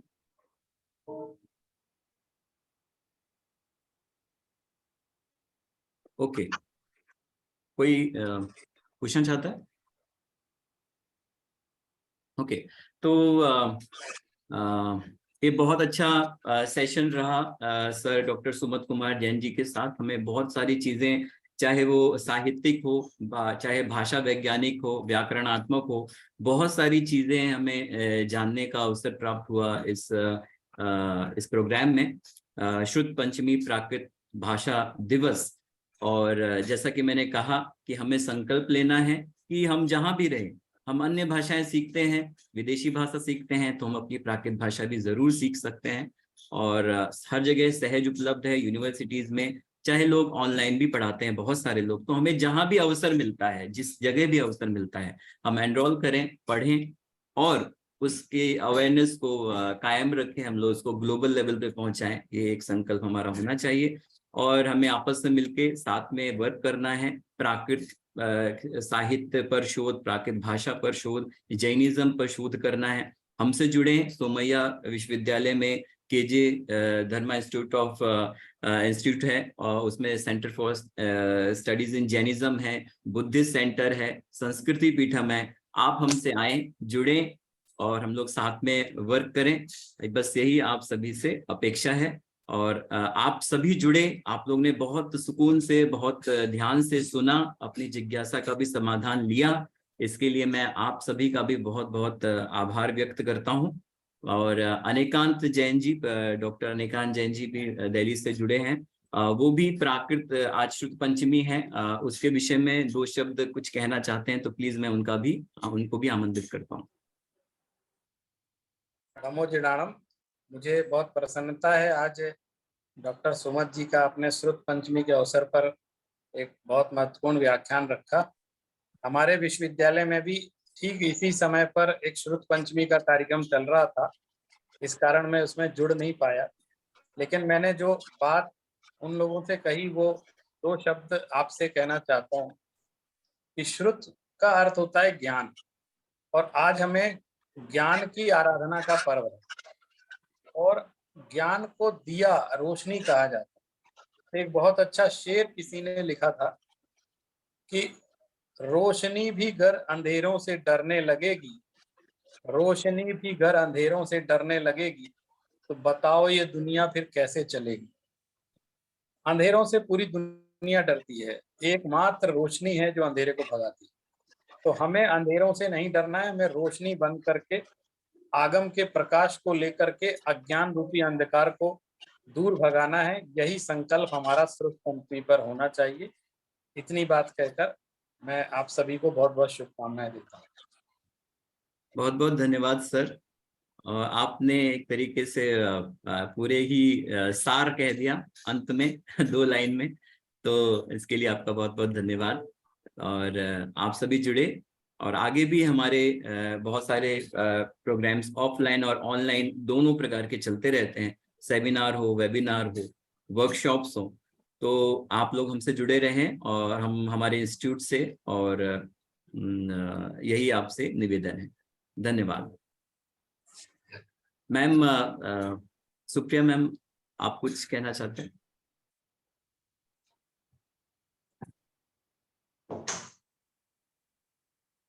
ओके, तो आज के लिए आज इस प्रोग्राम का समापन करते हैं।